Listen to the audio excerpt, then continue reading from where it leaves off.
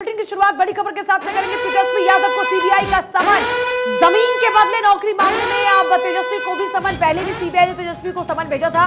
तेजस्वी को सीबीआई ने 4 फरवरी को समन भेजा था। पेश न होने पर फिर से सीबीआई ने समन भेजा है। तेजस्वी यादव को भी समन। देखिए, लगातार लालू एंड फैमिली की मुश्किलें बढ़ती जा रही हैं। पहले राबड़ी देवी से पूछताछ, लालू यादव से पूछताछ, मीसा भारती से पूछताछ, उनके करीबियों के ठिकानों पर, उनके घरों पर छापेमारी और अब समन भेजा गया है सीबीआई द्वारा तेजस्वी यादव को। रवि लगातार बने हमारे साथ में। रवि, ज्यादा जानकारी चाहेंगे।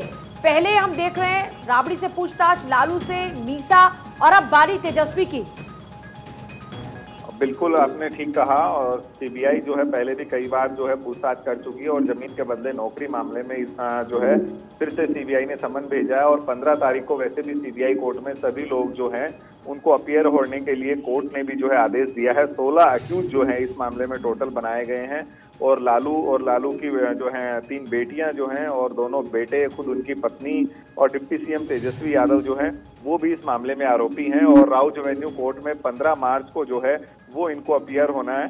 और ये एक बड़ी बात है क्योंकि जैसे जैसे 15 मार्च नजदीक आ रहा है तो हम देख रहे हैं कि जांच एजेंसियां वो पुख्ता सबूत जुटाने में लगी हुई है कि किसी भी तरीके से जो है इस केस को मजबूती दी जाए। तो एक बार फिर से समन भेजा है और शायद जो पूछताछ के जो बाकी पार्ट हैं, जो कल की ईडी की रेड के बाद शायद जो चीजें निकल के आई है, क्योंकि दोनों एजेंसियां आपस में चीजों को साझा कर रही है, तो एक अनुमान ये लगाया जा सकता है कि इन बरामदगी के आधार पर जो कई सारे दस्तावेज, फॉरेन करेंसी, गोल्ड और कई प्रॉपर्टियों के पेपर मिले हैं वो किस तरह के हैं और इनकम ऑफ सोर्स जो है, जो क्योंकि लालू प्रसाद यादव के समधी के हैं, जितेंद्र यादव के यहाँ भी बरामदगी हुई है, पटना में बरामदगी हुई है, मुंबई में भी ये छापेमारी थी और साथ ही साथ न्यू फ्रेंड्स कॉलोनी जो तेजस्वी का अपना घर है यहाँ भी ये छापेमारी थी। 16 लोकेशन पे कल जो है छापेमारी हुई और 14 घंटे तक जो है ये कार्रवाई चली थी। तो 15 तारीख से पहले अब जांच एजेंसियों के पास महज 4 दिन का समय जो है वो बाकी है। तो ईडी और सीबीआई जो है वो दोनों मिलकर ज्वाइंट जो है ये कार्रवाई कर रही है। और ये जो पूरी कार्रवाई है जमीन के बदले जो है जॉब की मामले में ये कार्रवाई चल रही है, जिसका टोटल अनुमान उस वक्त की यदि सरकारी भूमि के हिसाब से बात की जाए तो 4.36 करोड़ की ये जमीन थी, जिसको महज 26 लाख रुपए कैश में जो है लालू परिवार ने खरीदा था। और तब का ये मामला 2004 से 2009 के बीच ग्रुप डी का ये मामला है, जिसको लेकर लगातार कार्रवाई जारी है। और एक बार सीबीआई जो है फिर एक्शन मोड में है तेजस्वी यादव को लेकर। जी रवि, आपके पास क्या इनपुट्स हैं? तेजस्वी के खिलाफ में भी कुछ पुख्ता सबूत मिले हैं, क्योंकि अभी तक जब जमीन की बात आ रही थी तो लालू की बेटी राबड़ी, उनके नाम पर जमीनों का जिक्र हो रहा था। क्या पुख्ता सबूत कुछ तेजस्वी के खिलाफ भी मिले हैं? देखिए, तेजस्वी यादव के खिलाफ अभी पहले की जहां तक जांच थी, जब वो सीबीआई में पूछताछ में पटना वाले घर जो है उनसे पूछताछ हुई, तब इस तरह का कोई जो है बड़ा प्रमाण जो है उनके खिलाफ नहीं मिला था। हालांकि 4 फरवरी को इन्हें पहले भी जो है भेजा गया था पूछताछ के लिए, इससे पहले भी वो तलब हो चुके हैं। लेकिन जो कल की कार्रवाई है, कल जो कार्रवाई हुई और उससे 2 दिन पहले लालू प्रसाद यादव के घर, यानी कि उनके जो सरकारी आवास उनकी बेटी का, मीसा भारती राज्यसभा सांसद है, 37 पटारा पार्क, वहां पे जो कार्रवाई हुई और एक दिन पहले उनकी माँ और बेटे यानी कि छोटे भाई लगाए तेजस्वी के, तेज प्रताप, उनसे जो पूछताछ हुई है उसमें कई सारी चीजें ऐसी निकल के आई है कि अब जांच एजेंसियों को लगा है कि अब तेजस्वी से तार इस पूरे मामले के जुड़ रहे हैं। क्योंकि अब्बू दुजाना जिस जमीन पे मॉल का कंस्ट्रक्शन कर रहे हैं वो 45 करोड़ रुपए की, यदि सरकारी रेट में उसको आका जाए तो 45 करोड़ रुपए की वो सरकारी जमीन है। और लगभग 7 करोड़ का ये पूरा प्रोजेक्ट है जिसमें वो काम कर रहे हैं, उसमें तेजस्वी का नाम जो है वो सामने आ रहा है। तो इस पूरे प्रकरण को जोड़ते हुए कि कहाँ किस तरीके से इन जमीनों का और जो है जॉब फॉर लैंड का जो बंतर बांट किया गया और इससे कहाँ फायदा उठाया गया, इसलिए अब तेजस्वी को इस मामले में दोबारा से बुलाया गया है। चलिए ठीक है रवि, बहुत शुक्रिया आपका फिलहाल पूरी जानकारी के लिए।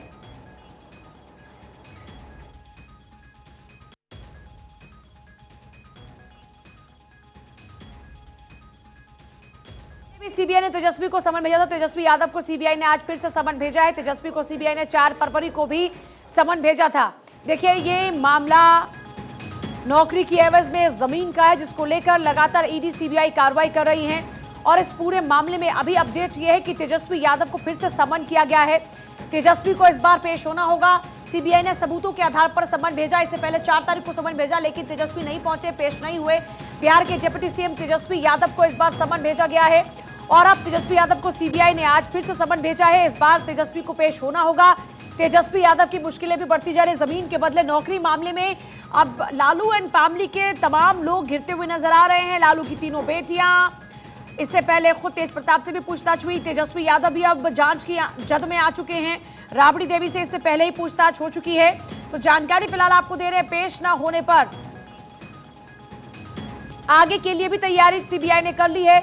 जमीन के बदले नौकरी मामले में समन हुआ है। बिहार के डिप्टी सीएम तेजस्वी यादव को लगातार आरजेडी आरोप लगा रही है कि यह टीस है बिहार को छिन जाने की, और भारतीय जनता पार्टी इन तमाम एजेंसीज का गलत इस्तेमाल कर रही है। ईडी सीबीआई का राजनीतिक इस्तेमाल किया जा रहा है। नेताओं को डराने के लिए, झुकाने के लिए, दबाने के लिए ये तमाम प्रयास किए जा रहे हैं। और खास तौर पर 2024 के चुनाव को लेकर ये आरोप इस वक्त विरोधी पार्टियों की ओर से लगाए जा रहे हैं कि ये जो तमाम कार्रवाइयां हो रही हैं ये राजनीतिक कार्रवाई है, द्वेष भावना से की जा रही कार्रवाई है। 2024 के चुनाव को लेकर बीजेपी डरी हुई है और नतीजे से डरी हुई बीजेपी ही इन सरकारी एजेंसीज का गलत इस्तेमाल कर रही है।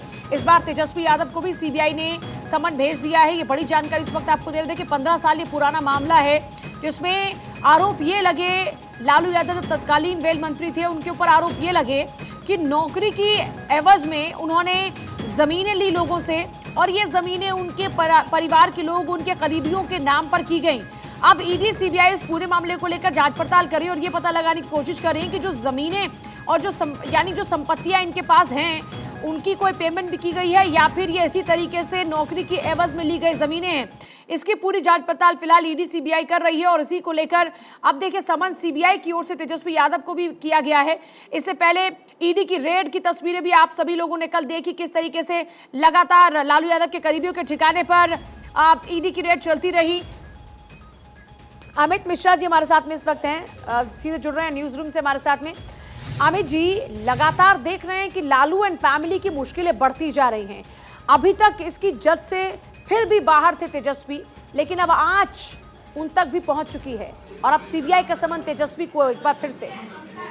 बिल्कुल, देखिए लालू यादव का जो पूरा कुनबा है पूजा, वो इसके गिरफ्त में सीबीआई और ईडी के दोनों के गिरफ्त में आता जा रहा है। ये जमीन के बदले नौकरियों का मामला है और ये मामला तब का है जब लालू यादव रेल मंत्री थे भारत सरकार में, उस वक्त का ये मामला है। और कई ऐसे जगहों पर ये सुराख हाथ लगी है जिसमें जयपुर, जोधपुर, जबलपुर, बिहार के हाजीपुर, इन सब जगहों पर पहले ही सीबीआई ने इस विषय में छापेमारी की थी और कई एक पुख्ता प्रमाण उनको मिले थे। कल आपने देखा कि लालू यादव के करीबी एक पूर्व विधायक के यहाँ जिस तरह छापामारी हुई, और कल लालू यादव के कई रिश्तेदारों के यहाँ बेटियों के यहाँ भी हुई, तेजस्वी यादव के दिल्ली स्थित आवास पर हुई, उनकी 2 बेटियों के यहाँ छापेमारी हुई। रेड में सीबीआई को कुछ ऐसे तथ्य सामने लगे हैं जिसकी शक की सुई के आधार पर वो तेजस्वी यादव से पूछताछ करने वाले हैं। और यही नहीं, इस मामले पर लेकर सीबीआई और ईडी, क्योंकि ईडी ने भी इसमें शो मोटो मामला दर्ज करने की कोशिश की है और किया है, तो वो भी पूछताछ करेगी। मनी लॉन्ड्रिंग का मामला इसे बताया जा रहा है। तो कुल मिलाकर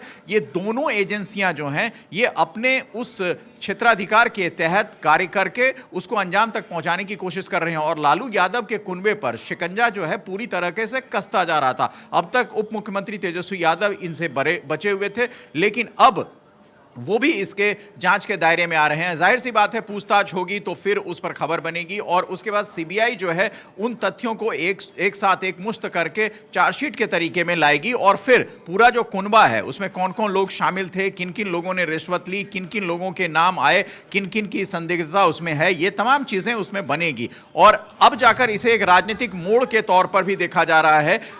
मल्लिकार्जुन खड़गे जो कांग्रेस के अध्यक्ष हैं, उन्होंने भी इस बात की ट्वीट किया है कि तेजस्वी यादव की पत्नी जो है वो गर्भावस्था में है और ऐसे में उनको हरास किया जा रहा है। उनके परिवार, लालू यादव बीमार हैं, उनके परिवार को हरास किया जा रहा है। परसों से पूजा ये संसद का सत्र शुरू हो रहा है, बजट सत्र का दूसरा जो चरण है वो शुरू होगा। जाहिर सी बात है विपक्ष इस पर अपनी रणनीति बनाकर सरकार को घेरने की कोशिश कर रहा है और विपक्ष के ओर से एक 9 पार्टियों का जो पत्र है, आपने देखा होगा कि पहले ही प्रधानमंत्री को लिखा गया है इन एजेंसियों के दुरुपयोग के। आज ईडी के कविता से पूछताछ कर रही है, मनीष सिसोदिया के ऊपर गाज गिरी हुई है, तेजस्वी यादव लालू परिवार जो है उन पर शिकंजा कसा जा रहा है। ये तमाम विपक्षी पार्टियां लगा भी रही, विपक्षी पार्टियां कह रहे हैं कि जहां जहां जिन जिन राज्यों में चुनाव हैं या उसके करीब हैं उन राज्यों को लगातार निशाना किया जा रहा है, वहां की जो विरोधी पार्टियां हैं उनके नेताओं को टारगेट किया जा रहा है। बिल्कुल, और ये दिखने लगा है कि भाई आप ईडी और सीबीआई की जो जांच है, बेशक वो जांच जो है अपनी सही दिशा में जा रही हो, ईडी और सीबीआई के पास उस जांच से संबंधित पुख्ता प्रमाण हो, क्योंकि जो के कविता का मामला है उसमें जो मनी ट्रेल की बात ईडी कह रही है उसके तथ्य भी उनके पास हैं, और इसी तरह जो सीबीआई का मामला लालू यादव और उनके कुनबे पर है उसमें सीबीआई के पास पुख्ता प्रमाण हैं। लेकिन इस बात की तस्दीक भी उतनी ही है पूजा कि ये तमाम लोग विपक्षी दल के नेता हैं जिन पर अचानक से शिकंजा कसा जा रहा है, क्योंकि जब सोमवार को संसद का सत्र शुरू होगा तो ये हंगामेदार होने के आसार बन गए हैं, और वहां इसलिए भी हंगामा होगा कि ये तमाम पार्टियां जो हैं वो एकजुट होंगी। प्रधानमंत्री ने, आपको याद होगा, राष्ट्रपति के अभिभाषण में इस बात का जिक्र और ये किया बिल्कुल था। वैसा ही है कि कभी कभी दुख सभी को एक साथ ला देता है, यहाँ तो दुख भी सबका एक जैसा ही है, क्योंकि आरोप यही विपक्षी पार्टियां लगा रही हैं। अब ये भी देखना होगा कि ये दुख सबको इस बार कम से कम साथ ला पाता है कि नहीं, क्योंकि आमतौर पर लोकसभा चुनाव से पहले यही होता है कि तमाम विरोधी पार्टी तीसरे मोर्चे की बात करनी पड़ती है। अभी भी चर्चा की शुरुआत तो हुई है, लेकिन अंजाम गुलिस्ता क्या होगा ये देखना होगा।